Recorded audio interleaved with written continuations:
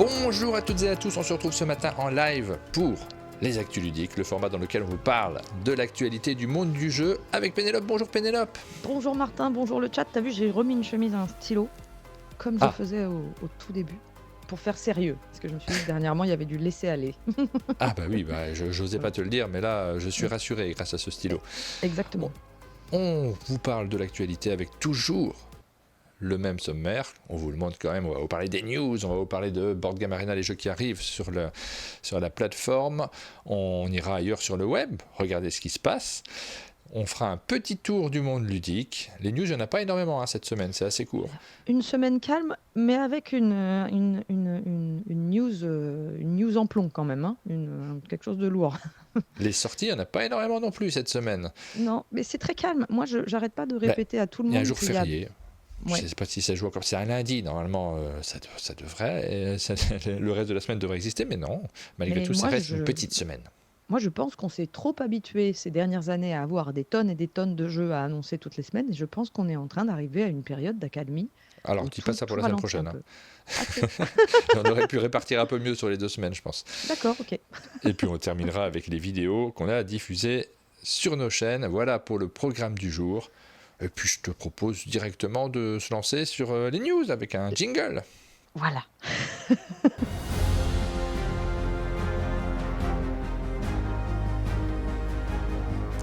On vous parle de ce qui s'est passé dans le monde du jeu, quelques petites news, pas énormément pour tout dire. On va commencer par la plus grosse. Toutes les semaines, on parle de Cool Mini Aeronaut et on va pas Oui, oui. y échapper cette semaine de nouveau. Ouais. Cool Mini Or Not, qu'on pourrait appeler Cool C-O-U-L-E Mini Or Not. Ah, ah, jeu de mots pas très drôle. Qui, effectivement, on a l'impression que... Enfin, on voit que quand on disait qu'ils étaient dans qui traversaient une période difficile, c'est pas une période difficile, ils sont vraiment dans de très grandes difficultés, puisque on vient d'apprendre, enfin, on a appris cette semaine, ils avaient cédé à Asmodée leur licence principale, leur licence phare, le bijou de famille, Zombicide. Alors rassurez-vous, hein, du côté, des joueurs, du coup, Zombicide va continuer d'être développé, ça va pas du tout être, mis en pause, et ça sera au sein du label Guillotine Games. Pour l'instant, on ne sait pas plus, de ce côté-là, mais Asmodée va reprendre Zombicide et continuer. Dans ce mouvement-là, j'ai l'impression qu'il y a quand même une volonté d'aider aussi, Common Cool et Mini Aeronaut, de oui, il y a un ouais. partenariat aussi avec eux, Et donc peut-être, voilà, effectivement. et Asmodée est assez spécialiste de racheter des bateaux qui coulent, ou des ou d'essayer de sauver des licences en perdition, et donc là, c'est vraiment un partenariat, historique, donc bon, heu, Je vais peut-être y a dire une bêtise parce que j'avais pas fait le pledge à l'époque, mais nous on avait fait une vidéo sur le jeu Anastir qui était le dernier qui avait été proposé oui, de mémoire par Mythic Games.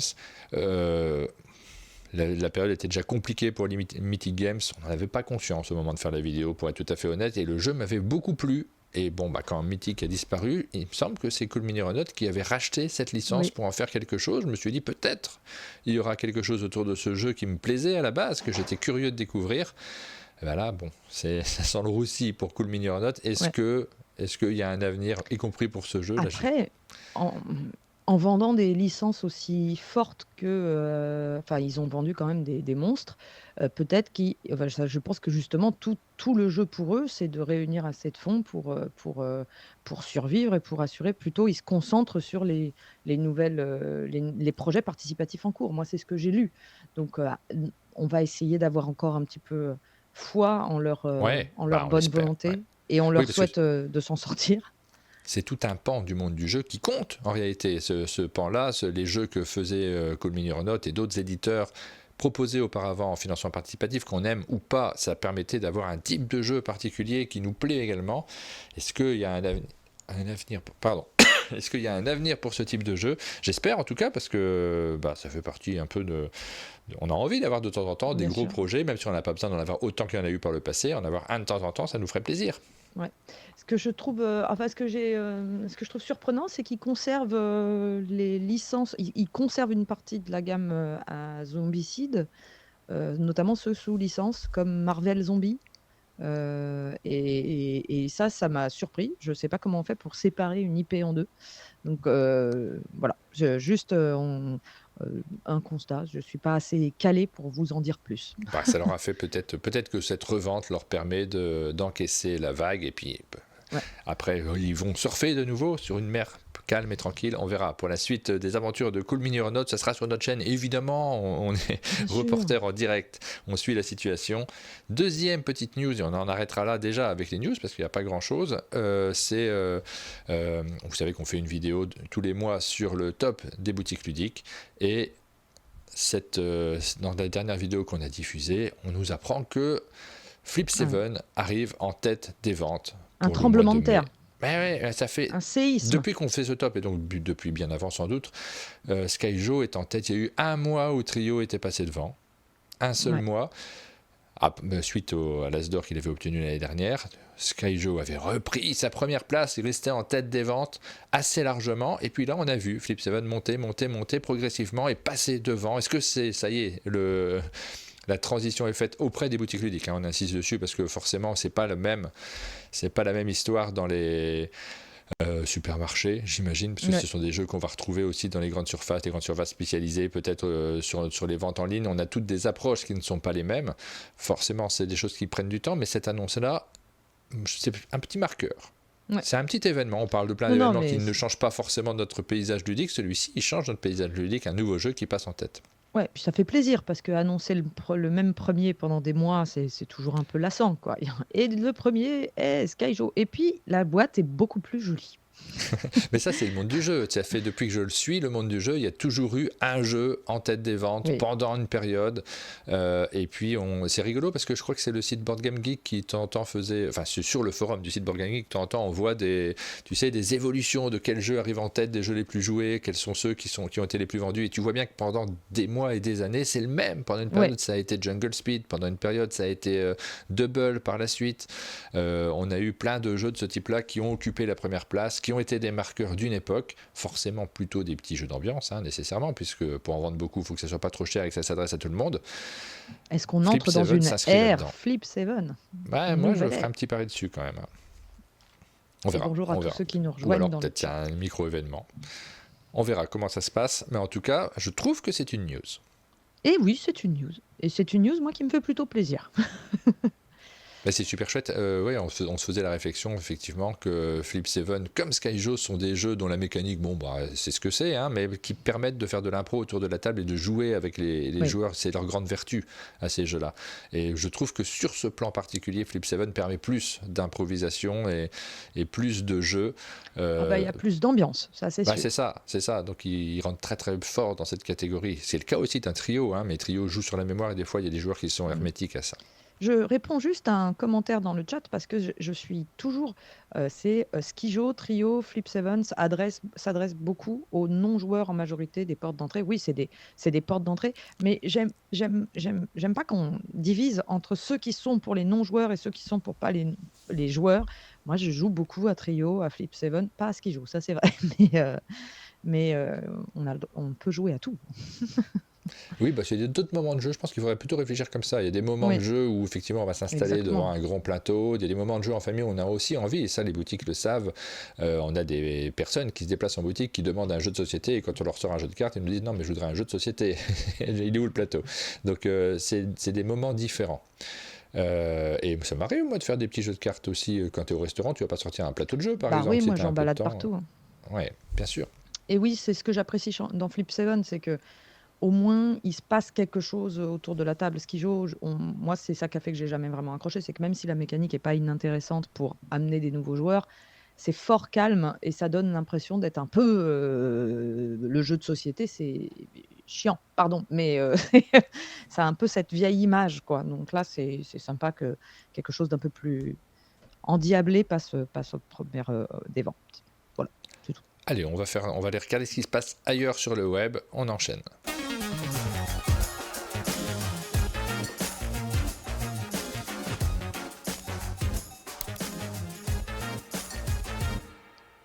Ce magnifique jingle, quand même, le plus beau de tout. Il est un peu long, je trouve. Ouais, c'est vrai qu'il est un peu long.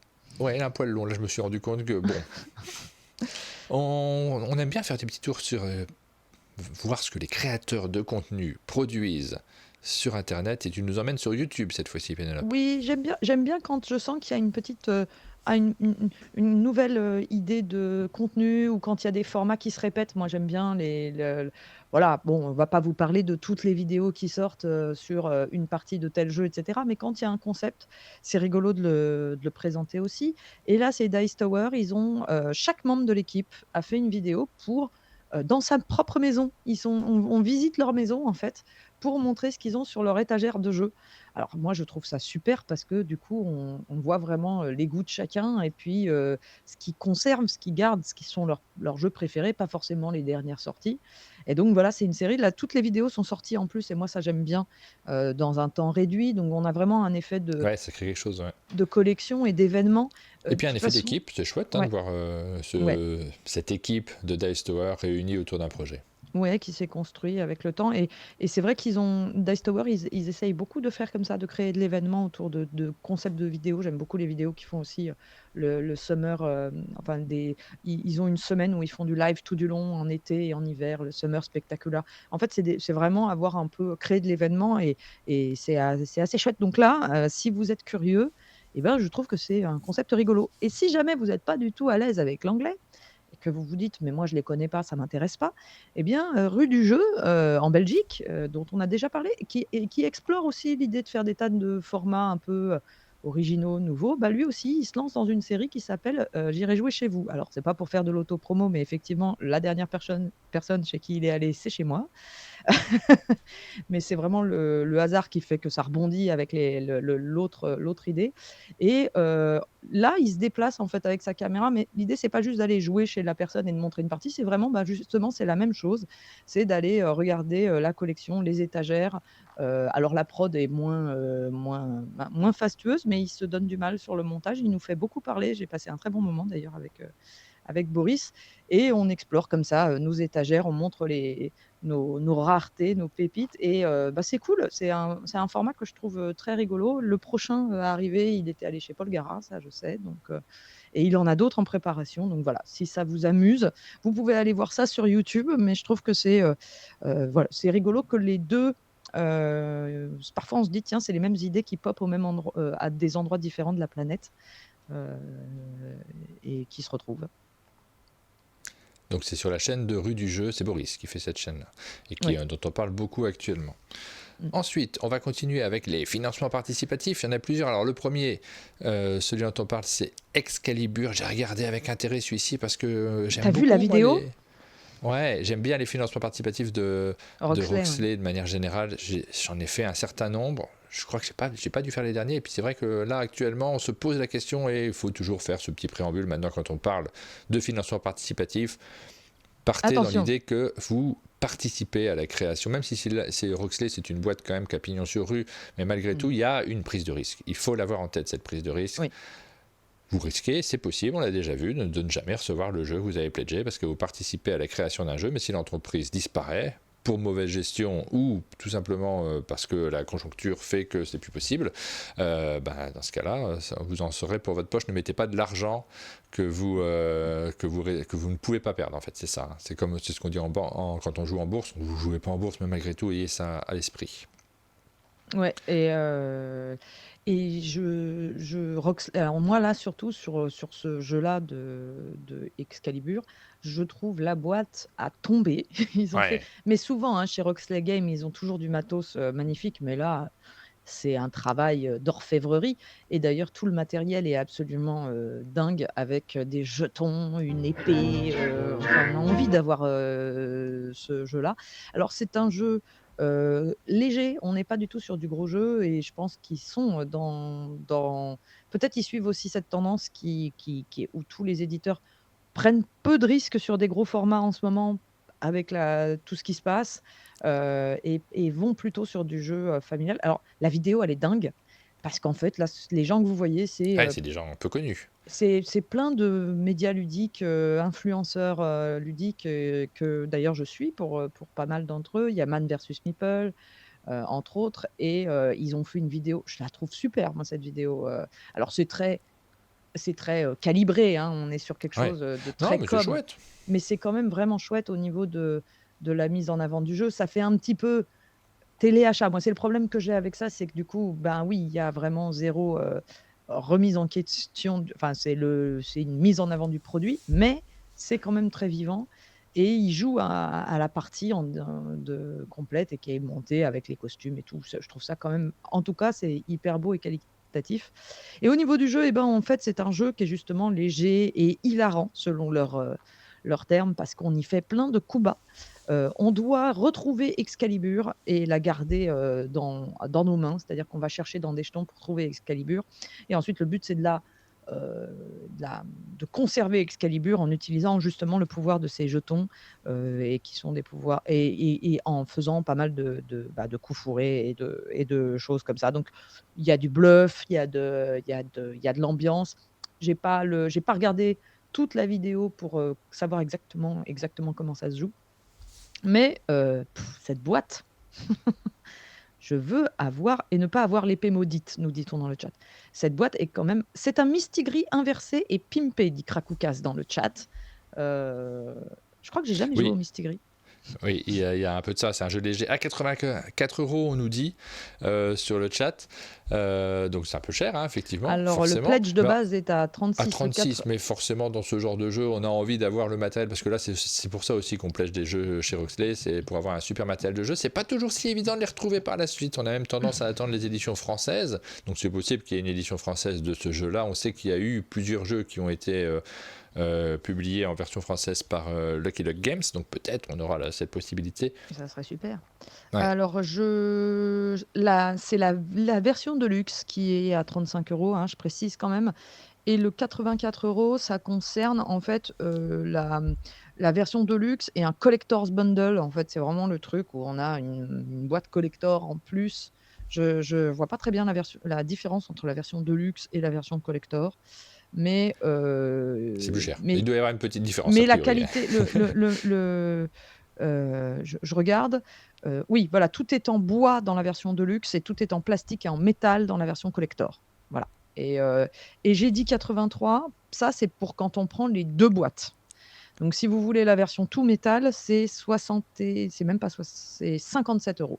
Voilà, la version collector, c'est 57 € et la version de base en bois, c'est à 35 €. Et moi, le jeu m'intéresse. Et puis l'édition de Rocksteady, j'en ai fait quelques-uns avant que ce soit la grosse hype avec des jeux comme Brass ou Dice Throne. Déjà au départ, je suivais ça avec beaucoup d'intérêt. Ils avaient fait Santorini aussi à une époque. Ouais. Et c'était vraiment... Et j'avoue, j'aime bien recevoir ça chez soi, c'est un peu Noël quand même. Hein. Ben oui, oui, t'es vraiment content de le recevoir. Ah ouais. Mais bon... je me demande si je ne vais pas le pledger.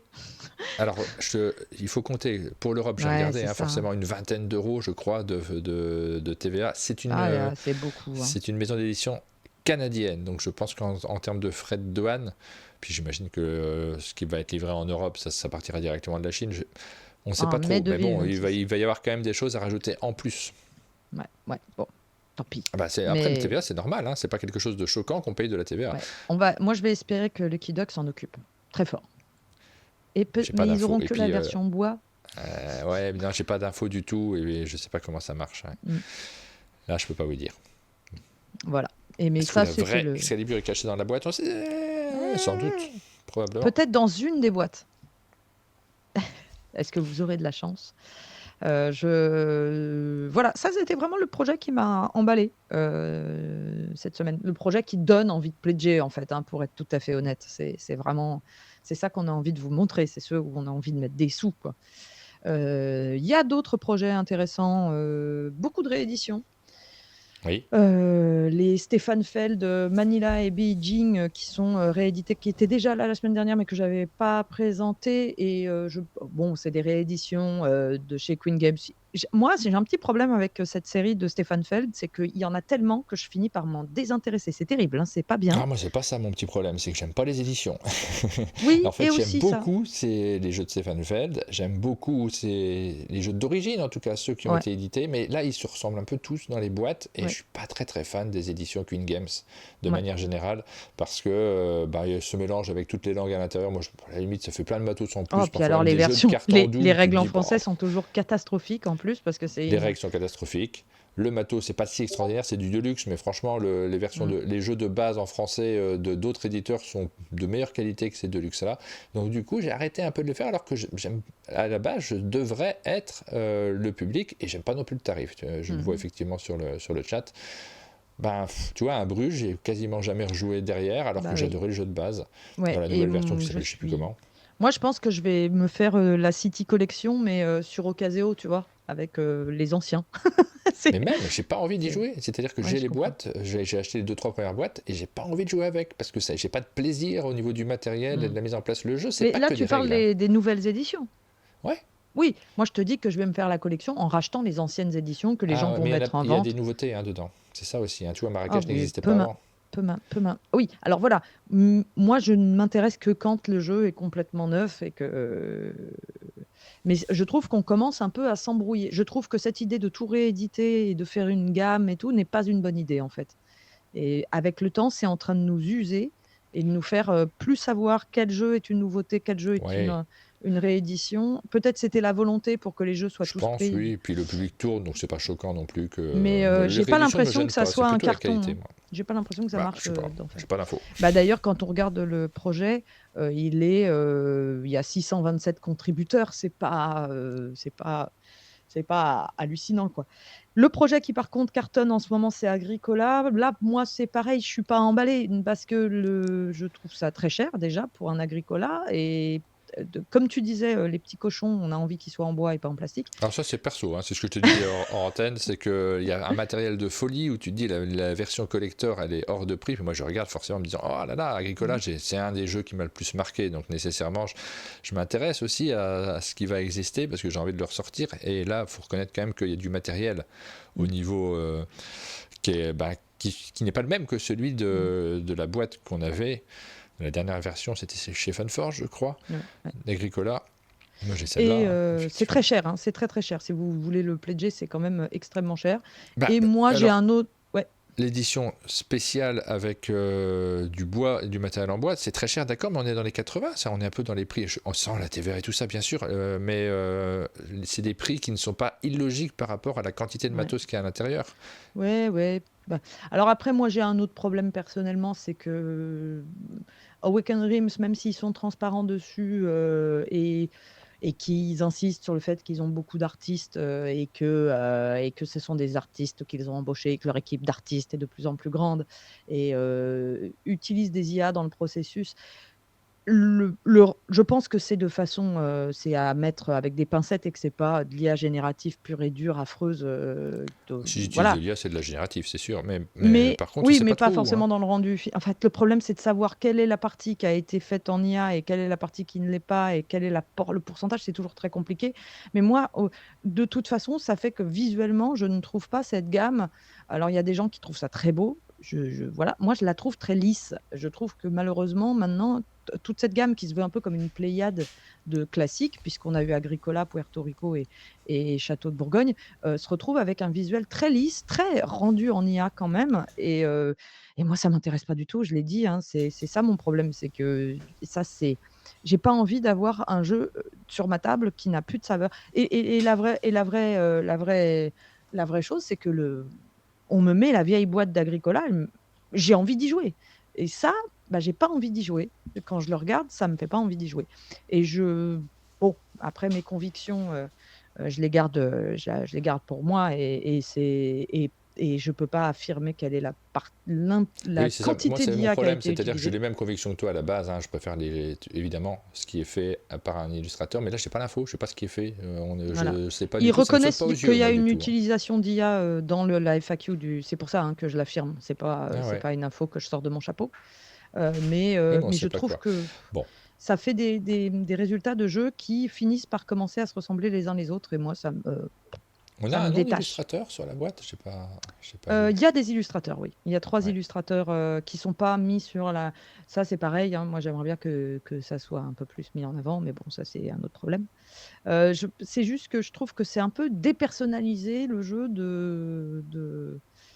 je sais pas, il y a quelque chose d'un peu, voilà, plus d'âme, comme dirait Evil Darks dans le chat, que sur l'ancienne version. plus rigolo aussi peut-être. Je trouve que c'est des versions qui se font très sérieuses. Ouais, moi, je vous avoue que j'aime bien. Alors, rigolo, je sais pas ça. Mais j'aime bien le matériel. Alors, les figurines, je suis pas du tout sensible. J'aime bien les petites figurines en bois. Je redescends, je redescends, je redescends.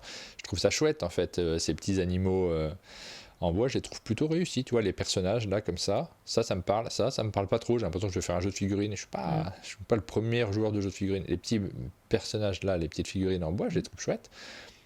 Évidemment, en carton. On va pas jouer avec des trucs en carton. Vous êtes sérieux? Non, non, Là, et non, c'est j'aurais ça l'impression de l'édition faire un jeu de standard, hein. dîner. L'édition standard que tu as montré, c'est avec les En trucs en carton, carton, ouais, hein. c'est ça. Apparemment, c'est Ouais, 109 ouais. euros. Ouais, c'est cher, évidemment. Et puis là, regarde les petites clôtures en bois également. On rappelle que c'était juste des petits bâtons dans la version de base. Alors, par contre, moi, j'ai déjà tout dans la version de base, donc j'ai vraiment pas besoin de racheter si on essaie d'être sérieux. Ben, ceci dit, je l'avais fait hein, sur les châteaux de Bourgogne, j'avais racheté le jeu avec la version collector, et je l'ai fait aussi sur Puerto Rico. Alors, j'ai dans les volcans dit quelque chose dans le chat. Il dit pour avoir les châteaux de Bourgogne, c'est quand même plus facile à jouer avec cette nouvelle version. Les couleurs, les Ouais, doubles c'est couches, ça aide une l'expérience de belle, jeu. c'est J'entends. une belle Mais alors, version. moi, je vais dire un truc. Moi, la nouvelle version, je l'ai, puisque je l'avais reçue. Et elle a fini dans mon box. Et la version que j'ai gardée chez moi, c'est la première, parce qu'elle est plus facile à amener sur table. Ah bah, Et que la boîte est moins grosse, ouais. la table, enfin, c'est un bordel de sortir ces jeux quand même. Faut avoir Moi, j'aime bien que mon jeu, ça soit hop, j'ouvre, j'ai 2 plateaux, hop, hop, ça prend 2 secondes à installer, ça me donne envie d'y jouer plus facilement et je le trouve pas beaucoup moins lisible que la nouvelle version. Et certes, elle est agréable à jouer cette version-là nouvelle, mais je trouve vraiment que bah non, c'est pas celle-là que je vais garder chez moi. Et ça, c'est surtout que si vous faites toute la gamme, j'espère que vous avez un très très grand appartement. Mais moi, Ouais, puis moi, j'ai déjà voilà, plein de comme dit versions. Cédric Mais par contre, Millet, ouais, Oui. on a Cédric Millet dans le chat qui nous dit pas du tout hypé par ce look, réaliste des animaux, un peu comme les jeux illustrés avec des photos, je fuis. Mais je suis complètement d'accord, c'est ce truc quand Mais je c'est assez dis personnel, ça, quand même, hein, disons-le, parce qu'effectivement, c'est oui, vos mais avis, c'est vous avez tout à sérieux. fait le droit de les exprimer sur cette chaîne, moi j'en suis Ah ravi, oui, ça je permet de faire l'exprime. des échanges, mais par contre, tu vois, moi je suis pas du tout. Je les trouve chouettes, en fait, ces petits personnages, hein, les versions bois. Je suis pas du tout sensible à la version plastique, mais et ça aussi, c'est personnel, parce que je pense que d'autres joueurs auront un autre avis. Mais on est quand même, voilà, on est quand même là pour dire Pour le aussi ce qu'on donner, ressent. ouais, bien sûr. Et parce que quelqu'un dit trop subjectif tout ça, Barracuda dans le chat, mais Oui, oui, oui. ce que je Bah, dis est complètement c'est pour ça que je me subjectif. permets moi aussi de réagir en disant ah j'ai pas tout à fait le même avis, mais c'est chouette en fait de partager là-dessus et puis Voilà. de montrer qu'on a des sensibilités différentes. Donc, quand je dis que moi je suis assez peu sensible aux jeux de figurines de manière générale, pas dire que les jeux de figurines sont nuls, hein. C'est juste c'est des approches qui sont très personnelles par rapport aussi à notre expérience et notre background de joueur. Il y aura la version zombie aussi qui sortira et ça sera l'année prochaine. Là il y aura peut-être du changement parce que là il n'y a pas de changement de gameplay dans cette version-là. Ouais. Mais bon, c'est vrai que moi, ça sera quand même compliqué parce que bah, typiquement, la version zombie a la même tronche Enfin, je vais avoir le même effet qu'avec les jeux Queen Games sur le long terme, je pense, hein. Ça va être un peu ça qui va se passer. Et Biscotte qui nous dit j'adore ma vieille version et j'ai des souvenirs avec. Ah oui, des bah châteaux oui. de Bourgogne. Mais bien sûr, ça compte. Alors. C'est ce que je disais avant sur Bruges, hein, donc je ne peux être que d'accord avec ça. Et sinon, Assyria sort une seconde édition. Assyria, c'est un jeu de la C'est que la seconde, galaxie. c'est pas là. Apparemment, alors oui, parce que c'est le jeu de Shem Phillips, c'est pas le. Ah d'accord, ok, oui, Oui, bien sûr, c'est pas ok. exactement. Et donc ça fait partie, c'est la galaxie Shem Phillips. Alors là, pour le coup, c'est pas de l'IA du tout. C'est on aime ou on n'aime pas, mais vraiment, c'est un vrai illustrateur avec un type très. Alors, je peux comprendre qu'on trouve pas ça très beau d'ailleurs, mais après, c'est chacun ses goûts et le jeu a une forte identité à ce niveau-là. Et c'est cette gamme très historique. Donc, je me suis pas encore penchée sur ce jeu-là, mais il est en ce moment à nouveau en financement. De ce que je vois du matériel, T'es sûr que c'est pas le même jeu que Istari avait déjà publié? Parce que ça ressemble beaucoup en termes de matos. Ah, mais alors c'est possible. Dans ma tête, c'était. Parce que je trouvais ça bizarre que ça soit le même nom et pas le même jeu. Bon, ça arrive maintenant. Et donc, ça serait donc la seconde version seulement de ce jeu. Assyria réimplémente. Et oui, tu as raison. Donc, on est sur un jeu de Emmanuel Ornella. Ah, super. Oui, c'est un classique. Moi, je l'aime bien ce jeu. Ça fait longtemps que j'ai pas joué. Ah, Flûte, je me serais plus penchée dessus si j'avais fait gaffe. Parce que bon, Ça fait très j'ai pas. longtemps que ce jeu a eu sa première édition. Assyria, on va essayer de tête, ça va être compliqué de retrouver la date, mais ça doit être du 2012, quelque chose comme ça. Oui, On est c'est sur le début des 2009. années 2010. 2009, oula, oui, Mm. ça remonte à loin. Et j'avais bien aimé quand il était sorti, on y avait beaucoup joué. Mm. Et ben voilà, et ben ça, tu vois, ça j'aurais peut-être fait plus gaffe si j'avais su que c'était. Parce que dans ma tête, c'était comme ils ont beaucoup de jeux aussi Oui, chez. Je me suis dit, ah, ils ressortent un jeu qui a dû être en. J'ai pas été fouillé plus que ça. Je me suis dit, bon, deuxième édition. Je vous ah avoue non, qu'on non, a c'est quand un peu même une beaucoup de nouveauté là. Je pense choses qu'il y à. a, ouais, Et en il y fait, a beaucoup de c'est. joueurs qui ne le connaissent pas. Ouais, voilà. Donc, Assyria pourrait être l'autre projet qui m'intéresse cette semaine. Dans les annonces de financement à venir, il y en a quand même deux qui ont pas mal aussi attiré mon attention. Il y a Realm of Reckoning qui est à venir, qui a un visuel assez particulier. Je m'étais mis des notes quelque part. Il est où? Elles sont où mes notes? Je me suis embrouillée. Hop là, je vais retrouver ça. Hop, c'est un jeu de Max Anderson, Zach Dixon et Austin Harrison. Et c'est voilà, c'est ça que j'avais noté. C'était le studio Four Studio, 4 studios en fait, qui en français, mais c'est le studio et ce sont les auteurs qui sont derrière Mystic Mischief, Moonrakers, euh, et Veiled of Fate, Veiled, je sais plus. Mais en tout cas, c'est des jeux qui ont bien marché déjà en financement participatif et qu'on a vu arriver aussi en version française. Et là, c'est un jeu dans lequel on a un royaume qui était enfin le royaume de l'au-delà, qui était gouverné par la reine de toutes les âmes et maintenu par les 5 piliers. Et donc cet équilibre a été brisé et il y a maintenant, on va s'affronter lors de grandes batailles, etc. Donc le thème, j'y comprends pas grand-chose, mais on verra quand ça arrivera, on se penchera un peu plus dessus. Mais je trouve que là, la couverture du jeu est vachement belle. Là, elle est pas sur la photo, mais le Non. jeu fait assez envie, donc on suivra ça quand ça arrivera. Et l'autre financement, alors celui-là, c'est sur celui-là qu'on va s'attarder un tout petit peu parce qu'il arrive dans 5 jours. Oui, c'est le Euh, nouveau projet d'Explorate, un éditeur que l'on connaît notamment pour Fédération. Et d'ailleurs, il y aura du Fédération qui sera proposé également à l'occasion de ce financement lancé le 17 juin oui. sur Kickstarter. Alors, Premier contact. Donc. ouais, premier contact, c'est un joueur va incarner les aliens et les autres joueurs vont jouer des agents. Et le but, c'est que les agents vont se coordonner pour utiliser des compétences pour détecter et capturer l'alien, tandis que l'alien, lui, il va devoir réussir une mission spéciale et ne pas être capturé. Donc, c'est un one versus many, si je comprends bien, dans un jeu de déduction. Enfin, quand je dis un one versus many, en français, c'est un contre tous. Voilà. Donc, on voit le matériel d'ailleurs qui est en haut à Ouais. droite et en bas à gauche. On voit le paravent du joueur alien qui donc a ses informations cachées et le plateau de joueur, donc assez classique à la Scotland Yard ou plus récemment, c'était Dracula, je ne sais plus comment il s'appelait, ce jeu de vampire où on faisait aussi du one versus many. C'est pour 2-5 joueurs, des parties de 1 heure à partir de 14 ans. Et il y a une vidéo qui est trouvable sur Internet si vous voulez en savoir plus Ça, on sur. le verra sur le financement quand il sera lancé aussi. J'imagine Voilà, qu'elle sera dessus directement. Il y aura donc plusieurs scénarios à l'intérieur. Donc c'est ça aussi qui est sympa sur ce jeu. C'est illustré par Vidu, c'est signé par Michael Munoz. ouais. Et puis donc avec une extension de Fédération. Voilà, dans le même projet, c'est Piracy. rigolo. Et puis une nouvelle extension, c'est-à-dire que c'est pas on vous remet une ancienne extension, c'est vraiment 2 nouvelles Ah bah boîtes oui, dans ouais. le même projet. Et c'est une extension qui sortira à Essen.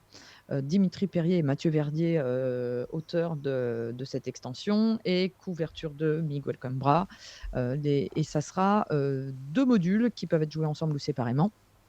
Il y aura un mode solo avec plein de pions en bois. Et ça sera l'ère de la piraterie. Voilà, c'est Fédération Piracy. On ne respecte pas forcément les règles de base. Et ça va être le chaos. Voilà pour les projets qui arriveront la semaine prochaine. Donc on aura l'occasion de vous en reparler dans de futures émissions. On fait un petit tour sur Steam. Oui, tout petit. Mais je me suis dit, tiens, parfois les gens n'ont pas de sous. Alors, quitte à. Là, je vous propose un petit jeu, pas gratuit, mais en fait, la Frosthaven, qui est quand même une énorme boîte de 16 kilos, la suite de Gloomhaven, et que beaucoup d'entre vous aimeraient pouvoir peut-être posséder, jouer et mettre la main dessus, eh bien, il est connu aussi, Gloomhaven, pour avoir une adaptation sur Steam que beaucoup considèrent comme meilleure, comme le jeu de société lui-même, puisque, Bah bah, oui, il y a moins c'est d'installation, il y a moins de... Ouais, ouais, voilà, et qu'il paraît que le portage est magnifique et d'ailleurs on le voit sur l'image de gauche, que j'ai mis, c'est vraiment très, très, très, très beau et ouais. Frosthaven va arriver aussi, donc comme Gloomhaven, sur Steam dans une version jouable digitale et en ce moment, il y a une démo jouable. Donc vous pouvez tout à fait télécharger ça gratuitement et vous tester ça pour savoir si ça vous intéresse pour plus tard et moi, j'adore les démos. Je suis une enfant des années 80 qui avait des CD de jeux vidéo dans ses magazines et tout. Moi, je parcours tout le temps Steam pour voir toutes les démos jouables. Ce sentiment que je peux jouer à des jeux qui sont gratuits et que ça ne me coûte pas de sous, je suis terrible. Mais voilà, donc je me suis dit: je vais partager cette petite info parce que parfois on hésite quand même à Ouais. s'offrir ces applications qu'on parfois on n'utilise pas, mais là, ça peut aussi, être je trouve qu'en plus c'est un bon système pour apprendre les règles de Gloomhaven, Frosthaven quand on n'y a jamais joué et de savoir si on a envie de voilà, je vois que dans le chat, il y a beaucoup de réactions et il y en a qui disent: «Je vais la télécharger de ce pas». Beaucoup de gens ont Heu, du temps aussi, parce qu'il faut pouvoir y jouer à ça. Là, moi, je me dis, effectivement, j'avais acheté Gloomhaven, hein, on avait commencé à y jouer, et puis les copains ont continué sans moi, parce que c'était un peu fastidieux, j'avais trouvé ça un poil lent, mais là, les aficionados ouais, vont me haïr si je dis ça, mais bon. non, Et j'avais eux, trouvé ils ont pareil. continué, mais ils ont joué entièrement sur TTS, parce que vraiment, c'était plus pratique. Même en Ouais. ayant la boîte, hein, je leur avais filé ma...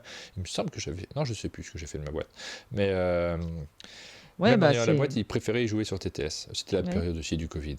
La Perco de Canard PC avait fait un article sur Gloomhaven en disant que la meilleure version de Gloomhaven était celle sur Steam.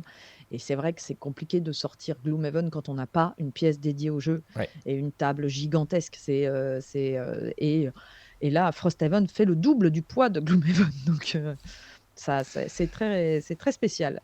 Mais, euh, mais voilà, donc la démo est jouable et vous pouvez aller la télécharger. Allons faire un petit tour sur Board Game Arena. Jingle.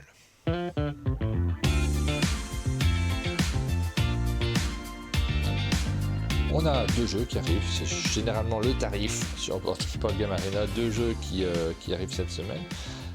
C'est le premier, Wizard's Cup, qui est disponible, le jeu de Senshi Kanai. Donc c'est le tout petit jeu qui est proposé en version française par la boîte de jeu. Je ne sais pas d'ailleurs si c'est un jeu français, non, j'ai un doute, je ne me souviens plus. Non, il y a dû avoir une micro-édition au préalable. Oui, je pense que ça doit être ça.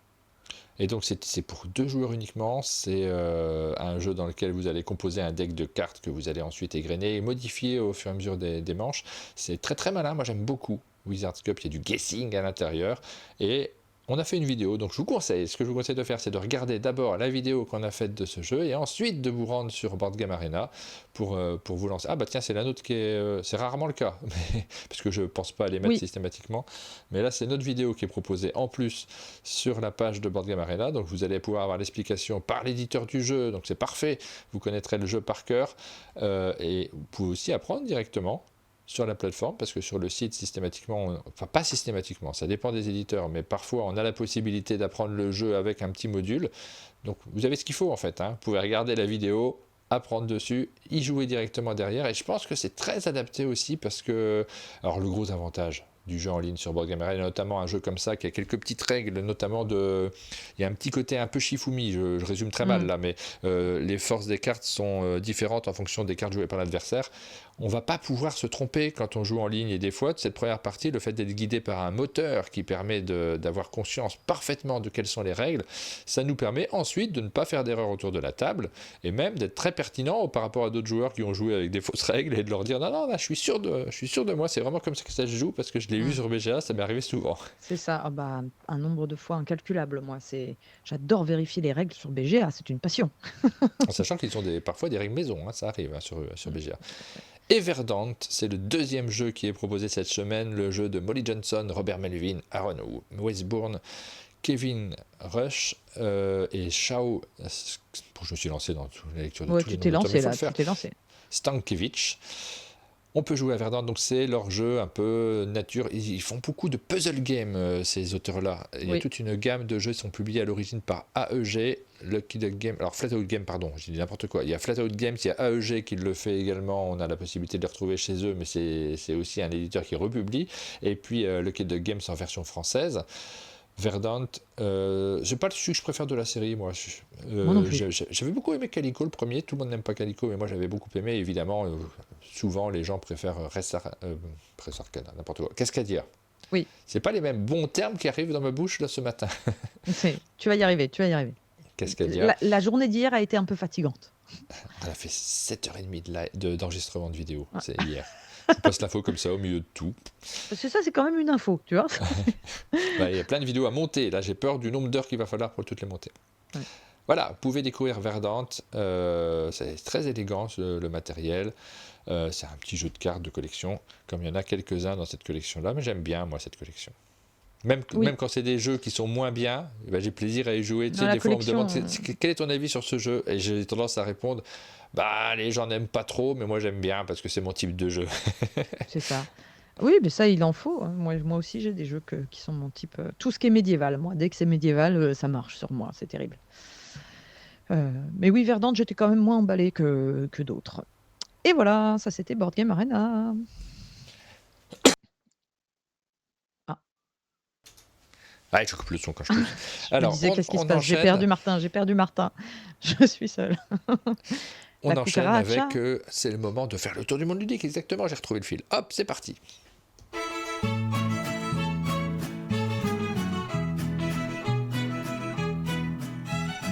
Et on te suit, Pénélope. On commence par la France comme d'habitude. On va découvrir les jeux sur lesquels nous avons eu des annonces cette semaine et qui arriveront un peu plus tard. On vous dira aussi si c'est des jeux qui nous titillent. Ouais. Eh bien, en France, on commence par Chèvre Édition qui, en coopération avec Moon Édition, ont annoncé C'est carré. C'est carré, comme l'expression qui tourne beaucoup en ce moment, c'est carré, que je déteste d'ailleurs. Mais non, c'est rien à voir avec l'expression, justement. C'est un petit jeu rapide de Ludovic Lépine, qui est aussi l'auteur de Tapas et Akuma. Je suis pas une très grande fan de Tapas, par contre, Akuma, vraiment, ça va sortir chez Funforge. C'est un petit jeu de pli vachement malin. J'ai hâte que vous découvriez Akuma en parallèle. Voilà, petite aparté. C'est illustré par Léo Blandin. Est-ce que vous aussi, quand vous regardez la boîte, vous pensez à Azul immédiatement? C'est une possibilité. Mais dans ce jeu, en fait, vous allez avoir des cartes. En fait, on va former. C'est très très simple, hein. C'est-à-dire que je vais vous pitcher ce que j'ai vu, et je pense qu'il faut y jouer pour savoir ce que ça donne. Parce que sur le pitch, c'est extrêmement simple, puisque on va prendre une carte de la défausse ou prendre 2 cartes de la pioche et en défausser une et jouer l'autre. On joue une carte dans un carré de 3 par 3, c'est très court, et on applique les effets. Si les cartes sont négatives, elles obligent à jouer d'autres cartes de sa main, donc on va jouer encore plus vite. Si les cartes sont neutres, il n'y a pas d'effet, et si les cartes sont positives, elles nous font piocher des cartes. Et le but, c'est de faire le carré de 3 par 3 avec la meilleure valeur, c'est-à-dire addition des valeurs positives et soustraction des valeurs négatives. Ça a l'air sur le papier d'une simplicité assez effarante, mais il faut y jouer, tout simplement. Donc pour l'instant, c'est juste une annonce. On y Ça jouera. devrait sortir pour cet été, et c'est parmi les petits jeux justement qu'on peut emmener en été.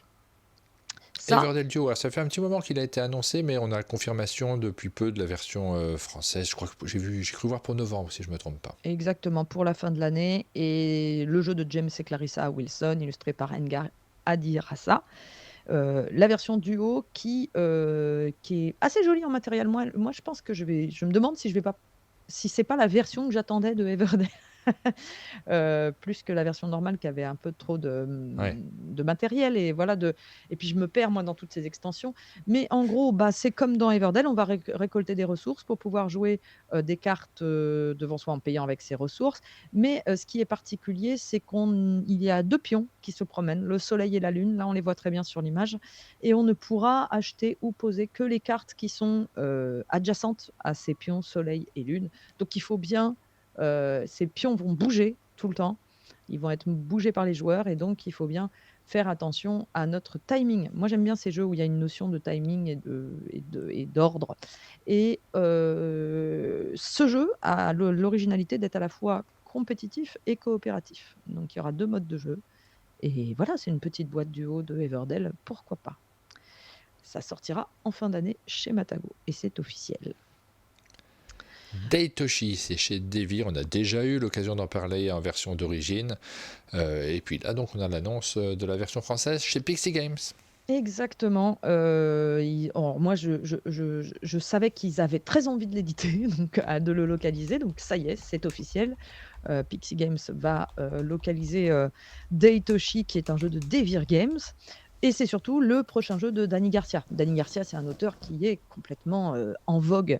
Les gens surveillent ses nouveaux jeux, notamment il a fait Windmill Valley, je me souviens plus l'année dernière c'était enfin bon bref, il en a fait un paquet, c'est un nouvel auteur qui est très apprécié, pas par moi, je vais pas mentir, je trouve que ses jeux sont hyper alambiqués. Si vous aimez pas les petites règles et les sorties de route, vous aurez du mal avec Dani Garcia. Oui, c'est lui qui a fait Barcelona aussi.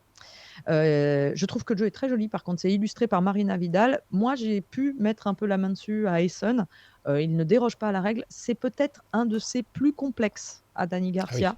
On est sur du jeu plutôt très costaud, moi j'ai un peu fulminé contre, ce que je faisais parce que j'étais là genre: «Mais ça n'a aucun sens!» enfin bref. Mais par contre, je sais que c'est moi, j'ai pas une, comment dire? J'ai pas d'affinité avec, cet auteur, j'arrive pas à comprendre ses logiques et il y a plein de gens qui adorent, donc ne prenez vraiment pas cet avis pour comptant. Daitoshi, est par contre, très apprécié par beaucoup d'autres. Ça sortira en octobre et c'est du costaud de Dani Garcia et c'est du très beau. On enchaîne avec Map Masters, c'est chez Captain Games. On a eu l'occasion de le découvrir à Cannes notamment. Ouais. Et ben on en avait déjà parlé. Là, j'en profitais juste pour vous remontrer quelques images parce que j'ai pu y jouer. Je suis assez, j'aime beaucoup Map Masters. Voilà, j'aime beaucoup un jeu de Captain Games. Youpi! Heu, mais qui est le nouveau jeu donc Yann Sébastien Bach, qui sort en octobre 2025. Donc là, c'est un jeu dans lequel on va, essayer en fait, à chaque tour, on va avoir des cartes donjons qu'on va devoir arranger de la meilleure façon possible pour faire un motif devant soi et tracer la route on va choisir une route qu'on va tracer pour récupérer des éléments. Donc il y a un mode compétitif et un mode, coopératif. Le mode compétitif, c'est ça, c'est on a des cartes de base et il y a un côté deck building. À chaque tour, on va acheter des nouvelles cartes. À chaque fin de manche, on va acheter des nouvelles cartes et on va essayer de, recomposer le donjon, devant soi de la façon la plus intelligente pour récupérer les objets et ce dont on a besoin pour scorer sur la manche en cours. Ce qui est intéressant, c'est que vous voudrez récupérer une épée pour abattre un monstre, une clé pour ouvrir un trésor, éventuellement les pièces et cetera et en fonction de la manche, ça ne sera pas toujours la même chose qui scorera et j'aime bien. C'est entre le puzzle et le dungeon, crawler, c'est tout simple, c'est agréable à jouer. Il y a la version coop où en fait on va avoir un grand donjon, heu, inachevé sur table qu'on va devoir terminer ensemble. C'est plutôt intelligent pour essayer de, remplir plusieurs conditions de victoire. C'est très dur. On n'a pas, on n'a pas réussi à gagner d'ailleurs le mode, coop avec, Rachel et Marie mais j'ai trouvé que c'était, original, en fait, c'est surtout ça, c'était moi j'ai pas joué à un jeu comme ça, pour l'instant et qui mêle et qui est pourtant assez simple et assez accessible et tout ça et j'aime bien aussi ces illustrations qui sont toutes simples, toutes un peu à l'ancienne, un peu rétro et du coup ça a marché sur moi donc Map Master ça sort en octobre 2025 et heu et ouais, j'ai bien aimé. Et le dernier et j'ai aussi quelques images à vous montrer de Seven Wonders Dice, donc pareil, j'ai pu y jouer. Le nouveau jeu de la nouvelle version de Seven Wonders d'Antoine Boza, illustré par Agnès Ripoche. J'adore la couverture de cette, version-là. Je suis fan. Voilà, je trouve ça super beau ce qu'est cette couverture. Il y a quelque chose de très, bam! Complètement, inévitable et naïf comme j'aime, c'est édité donc par Repoprod on en a déjà parlé. On l'a annoncé, mais là, vous avez quelques images du matériel et notamment de cette boîte, avec les dés à l'intérieur et j'adore ce système. En fait, vous avez une boîte avec un couvercle, qui est à côté. Et à chaque tour, en fait, on va mettre le couvercle de la boîte que vous voyez à droite sur l'image là, sur la boîte, et on va secouer la boîte comme ça, juste en la remant sur la table sans la décoller, hein, il n'y a pas besoin. Ça va mélanger les dés. Et en fait, les dés vont se placer dans les 4 coins de la boîte, qui sont séparés avec des petits séparateurs très discrets. Et en fait, du coup, ils auront un coût différent d'utilisation. Je trouve ce système hyper brillant et hyper agréable à utiliser, presque plus que de lancer des dés, j'exagère, mais c'est vraiment très rigolo à faire, et on se relayait pour le faire. Et après, bah, c'est un roll and write qui, alors, au premier abord, il peut être assez déconcertant, moi, j'avais l'impression que enfin, j'ai un peu ramé, j'ai rien fait, puis j'ai joué avec quelqu'un qui nous a roulé dessus, qui a hyper optimisé ses combinaisons, et qui nous a montré comment on pouvait jouer correctement à ce jeu. Donc il y a une vraie marge de progression, et il peut être, il est vraiment très explosif. Donc Seven Wonders Dice, moi j'ai très envie d'y rejouer en fait, pour me prouver que je peux le faire. Du check and write, exactement, comme dirait Univers Board Games dans le chat. Et voilà pour tout ce qu'il y avait à voir en France.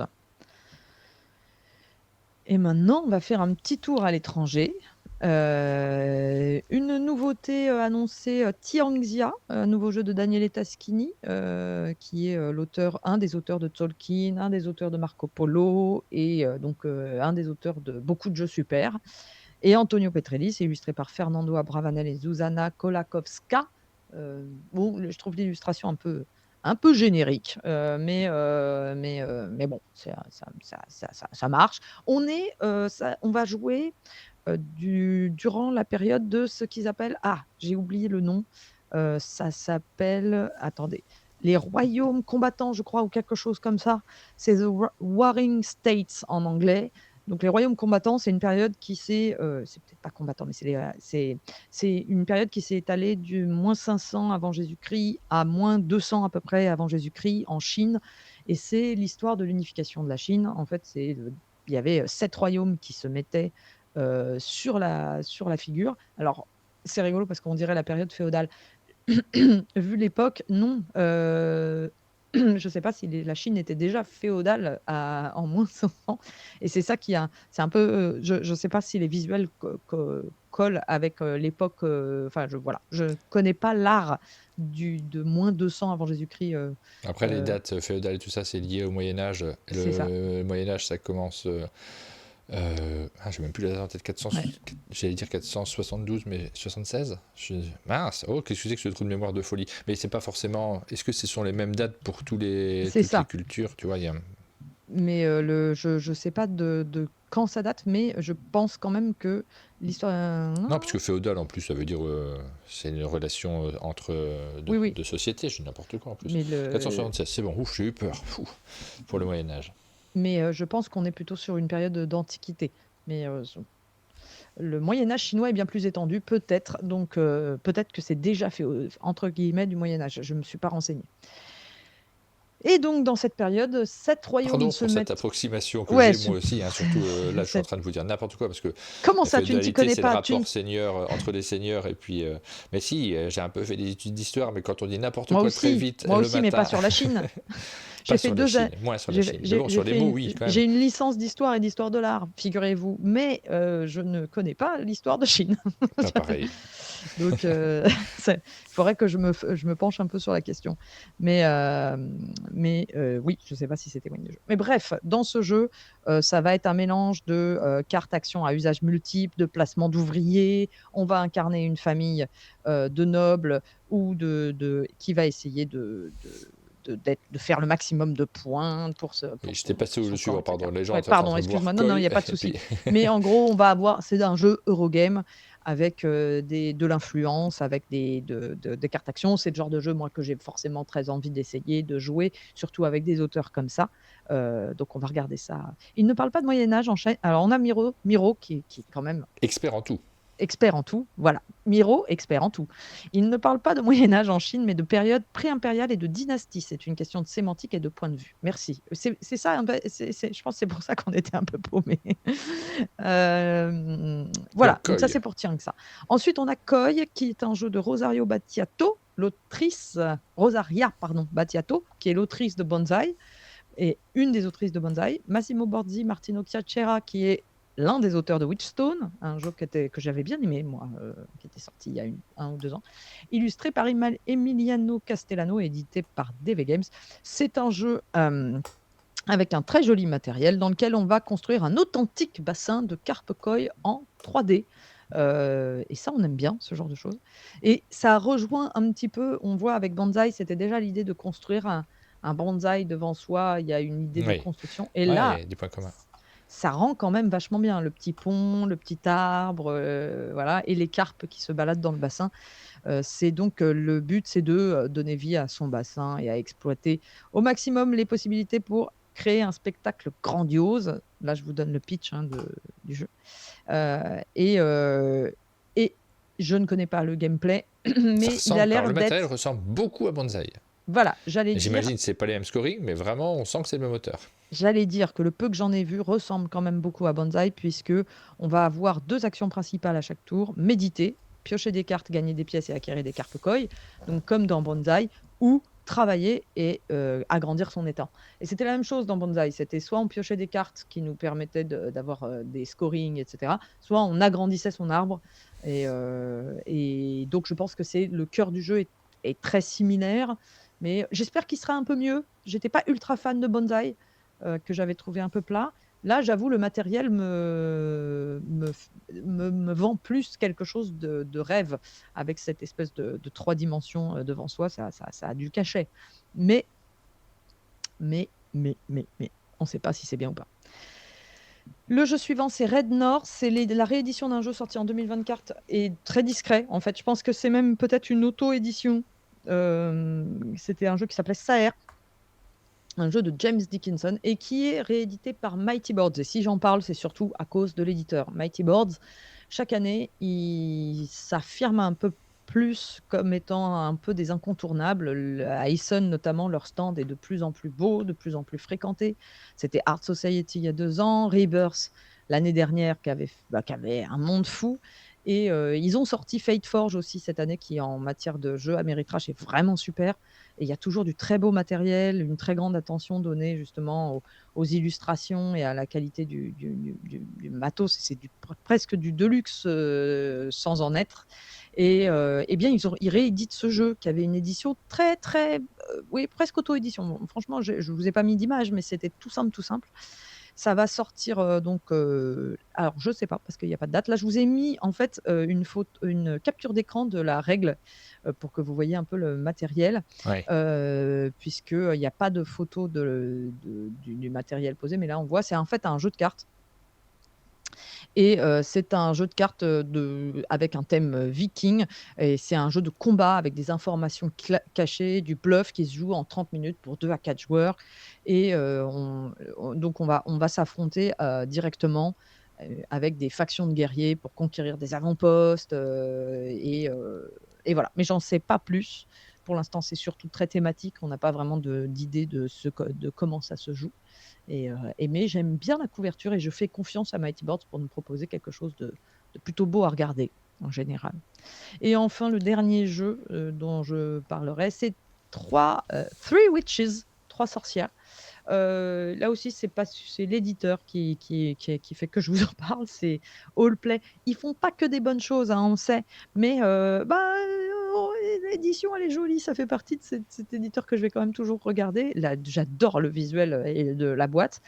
Et c'est un jeu de pli de Corey Young illustré par Sai Beppu. Et l'originalité de ce pli, c'est que au début de chaque manche, vous allez miser sur le nombre de plis que vous pensez être capable de faire.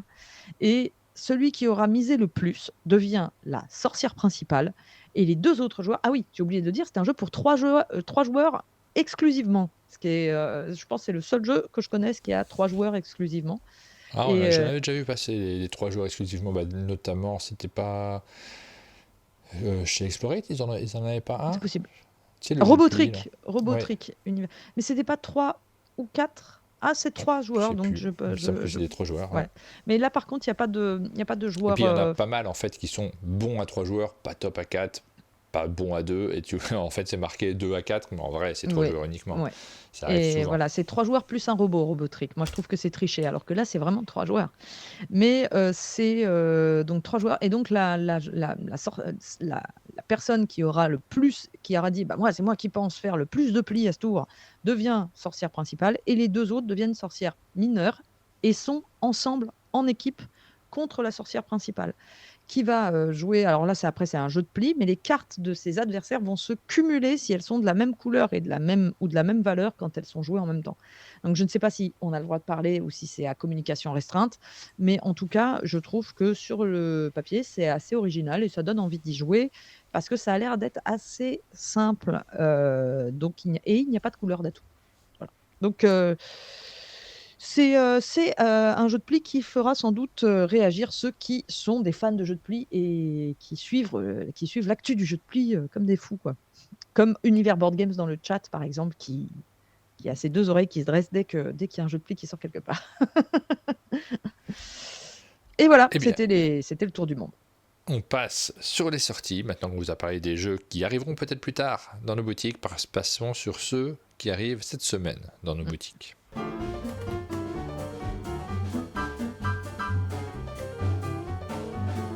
On accélère un peu cette rubrique, chaque semaine on essaie de parler un peu plus rapidement des jeux, et notamment là, moi j'ai pas repéré grand chose, je suis peut-être passé, ça arrive, à côté de certains jeux. Tu m'arrêtes, s'il y en a un sur lequel tu as quelque chose de Bah, particulier à déjà, raconter. j'ai joué à aucun d'entre eux. Ben oui, donc moi non plus. Donc en fait, on évite de broder et de dire n'importe quoi sur des jeux auxquels nous n'avons pas joué. Mais Zombicide a une extension.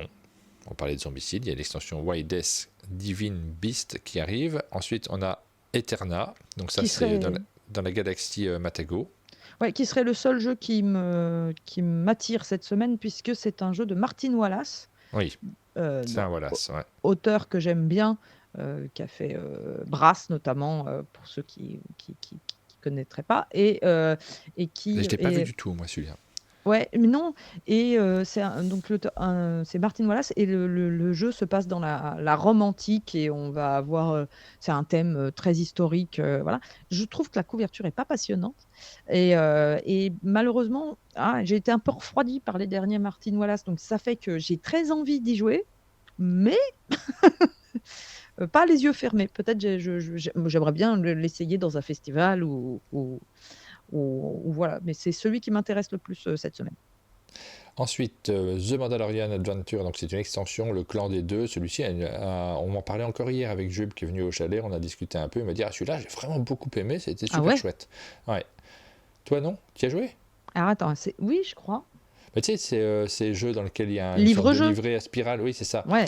Oh là là, moi je m'étais vachement embêtée.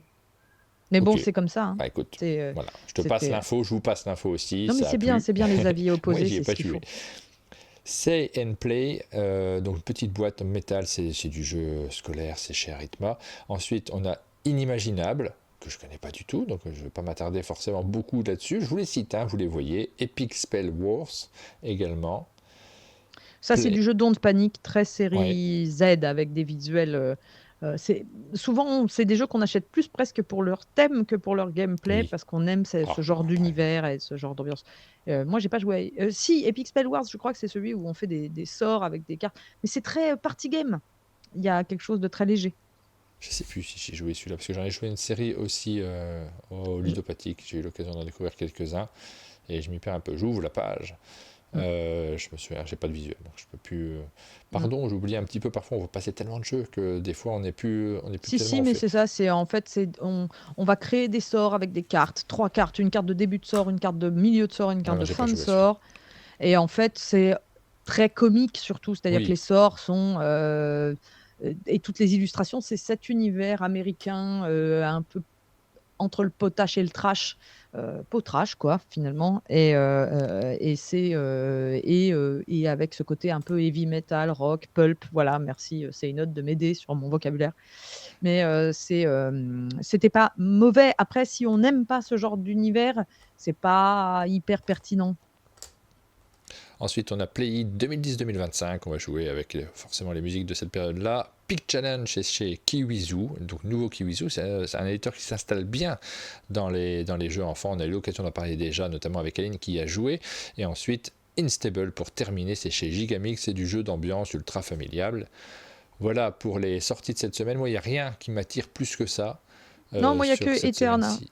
Il n'y a que Eterna par curiosité, mais je suis pas convaincue et c'est une semaine un peu de vide.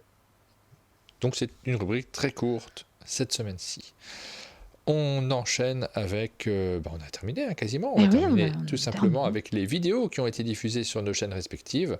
Arx sur ta chaîne, donc, que tu as présenté avec Perco. Oui, Arx, alors c'est d'ailleurs Perco qui est venu avec sa boîte chez moi, hein, puisque je ne l'avais pas, et qui m'a permis de faire cette vidéo. Et ben moi, je suis revenue sur mon premier ressenti. J'avais trouvé ça un peu pénible à 4, et on a joué à 2. J'ai trouvé ça plutôt chouette. Il y a des imperfections, mais il y a des moments vraiment épiques dans ce jeu. Je ne sais pas si tu as joué à Arx. Non, en fait le problème de ce genre de jeu, et c'est le ressenti que j'ai aussi par rapport à ce que tu viens de le dire, c'est que on aurait toujours besoin de jouer à un jeu avec quelqu'un qui l'apprécie, parce que sinon c'est difficile de se rendre compte quel est l'intérêt de ce jeu-là. Nous par exemple, tu parles, je sais que je t'entends souvent dire qu'on aime particulièrement Applejack. T'en parles plus que moi, tu sais, au final. T'entends, je passe sur ton émission, tu parles de ça, je me dis, mais pourquoi elle parle de ce jeu-là? Moi, j'en parle pas tant que ça, mais comme nous, on l'apprécie, souvent, les personnes à qui on le montre l'aiment bien aussi. Et on a eu cet exemple-là, et c'est valable aussi pour un jeu comme ça. Si tu l'as joué auparavant avec des personnes qui n'étaient pas le public cible, ou qui n'avaient pas envie d'y passer du temps, forcément, c'est pas le même ressenti. Ouais, alors c'est surtout que je l'ai joué en festival avec beaucoup de monde et beaucoup de bruit, et dans une version expliquée en anglais par quelqu'un qui n'était pas anglais. Donc c'était très chaotique et c'était un jeu de fin de festival. C'était Allison. Donc je savais qu'il fallait que j'y rejoue et que je me refasse un vrai avis. Mais c'est vrai que je suis partie un peu avec des a priori négatifs. Et en fait, c'est le genre de jeu où il se passe des choses autour de la table. Même si le jeu, il a des petites choses que j'ai à lui reprocher et que voilà, je me suis pas ennuyée, je me suis bien amusée et c'est quand même un peu ce qui compte. Ensuite, Kodo Berlin 63. Donc là, on est chez Sorry We Are French pour l'éditeur, un jeu de Léandre Proust et Johan Roussel, c'est ça, je lis sur la boîte? Oui, je crois que c'est ça, oui, c'est ça, Johan tout à fait. Roussel.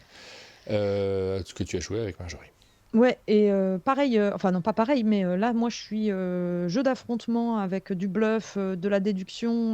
Ça vient de sortir. Il est sorti là, enfin d'ailleurs, les deux sortent les deux jeux sortent en juin. Et je suis assez admiratif du système de Kodo. Il ressemble à d'autres jeux qui sont sortis récemment, et il est un peu dans l'esprit d'un Leaders, où on va s'affronter avec des figurines sur un plateau. Mais là, en fait, comme toutes les informations sont cachées, on doit déduire selon les déplacements de l'autre, quel personnage c'est, et c'est très nerveux et très rapide. Et moi, j'aime bien. Je trouve ça assez brillant.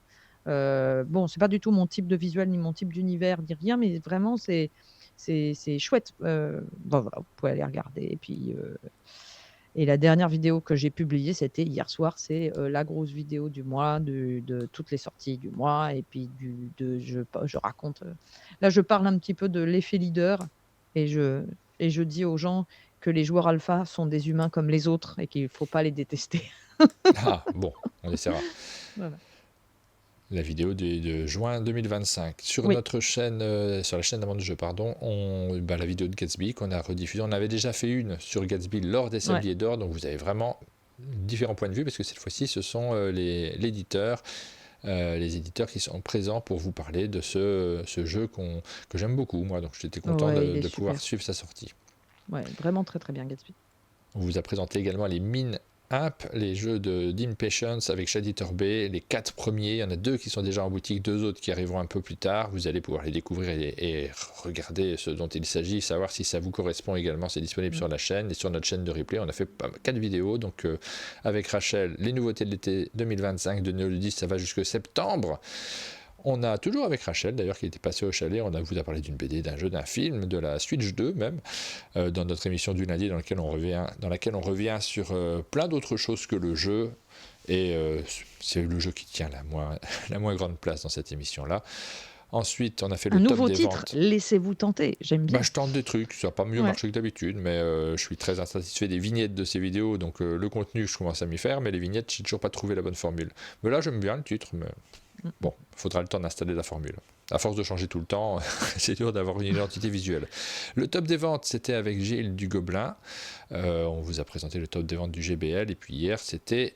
Que se passe-t-il après un As d'or, l'équipe de Wilson Jeux et d'Helvétique, pas l'équipe, Julien de Wilson Jeux et Adi d'Helvétique nous ont raconté le pendant et l'après la réception de l'As d'or. On a surtout parlé de ça et c'était une matinale plutôt émouvante et surtout très intéressante du point de vue humain. C'est ce qu'on aime bien faire sur notre chaîne, donner la parole aux acteurs, avoir la possibilité de vivre un petit peu de ce qu'ils ont vécu aussi, puisque c'est un peu la ligne éditoriale de cette chaîne, de donner la parole à tous ceux qui font les jeux de société et de montrer les jeux, bien évidemment.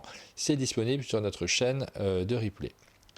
Voilà. Super. Moi, je vais aller la regarder, celle-là. Elle est chouette, hein, j'ai passé un bon moment. Émouvant et chaleureux, ouais. Je suis d'accord avec vous. Il était, quand il a gagné, la réaction était très émouvante dans la salle aussi. On ne s'attendait pas à ça. Je vous invite à aller voir l'émission, il y a plein de trucs à l'intérieur.